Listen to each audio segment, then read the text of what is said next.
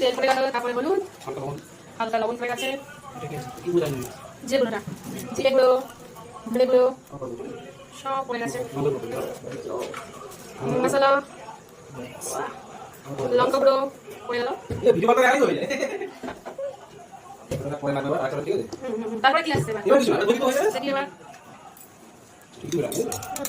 Marination চলছে, টক পড়ে গেল। এবার মাখানো চলছে।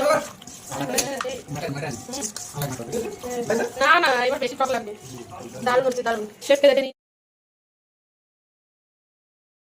টমেটো, পেঁয়াজ কুচি, তারপরে সব গ্রেট করে রাখা লঙ্কা, কাঁচা লঙ্কা, আদা, রসুন, গোলমরিচ, গোটা মশলা, জিরে, তেজপাতা, তারপরে মশলা সব গ্রেট। আর এই marination, wow wow wow, marination হয়ে গেছে। মশলা আমরা দেখাতে পারলাম না, ঠিক আছে।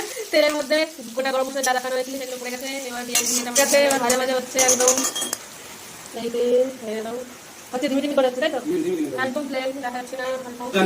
ম্যারিনেশনটা ভালো হয়। এটা ধনের গুঁড়ো পড়ছে প্রথমে, ধনে জিরে দেওয়া হয়ে গেছে। মশলায় তো আগে জিরে ধনে হলুদ সব পড়ে গেছে, তাই এখানেও অল্প অল্প করে কালার আসার জন্য দেওয়া হলো।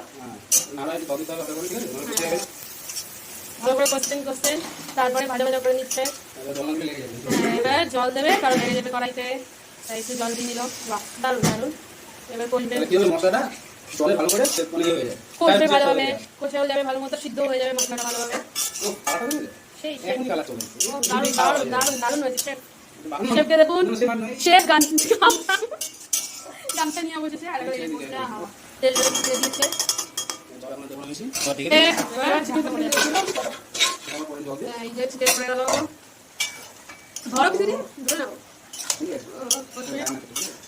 সময় লাগে, সবাই করেছে মাংস সে অলমোস্ট হয়ে গেছে। ও গরম গরম ধোয়ায় ঢেকে যাচ্ছে আমাদের ক্যামেরা।